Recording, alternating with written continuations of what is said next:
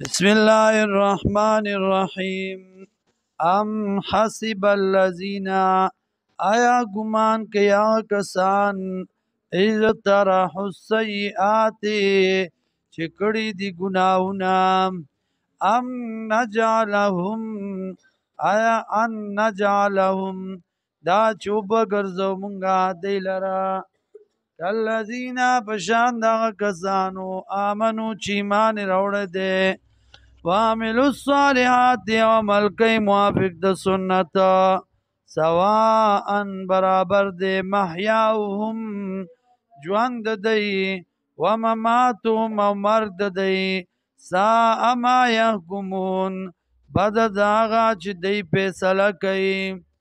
وخلق الله السماوات والارض او پیدا کړی دی الله اسمانونه او ځمکې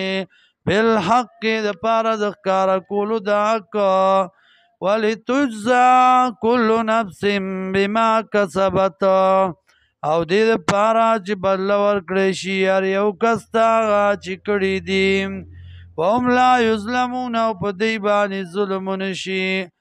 افرأیت من اتخذ الهه هوا آیا ویني تاغه چا لرا چې ویني و الهو خدای خپل هوا او خواهش خپل لرا وأضله الله على علم او گمراه ک الله دلرا سره د علمنا وختم على سمعه او مور و الله په وګونو د باندې وقلبه او پزړه د باندې وجعل على بصره او ګرځاو په سترګو د باندې عائشہ ودن پردې فمن يهدي سوق د چې هدایت بو کی من بعد الله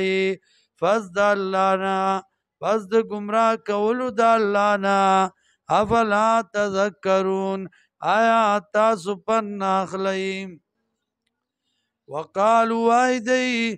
ما یاندا الا حیاتنا الدنیا مگر ژوند زمونږ د دنیا نموتو چې مړه شو مونږه ونحیا او ژوندي شو مونږه وما یهلکنا الا الدهر او نه هلاکوي مونږ لره مگر زمانه وما لهم او نشته دی لره بذلک په دې باندې من علم څه علم ان هم ندی دی الا یظنون مگر ګمان پسې روان وَإِذَا تُتْلَى عَلَيْهِمْ آيَاتُنَا او کلا چې لوستل شي په دی باندې آیاتونه زمونږه بینات صفا صفا ما کان حجتهم نوی دلیل د دی الا ان قالوا مگر دا چې وای دی یو تو آباءنا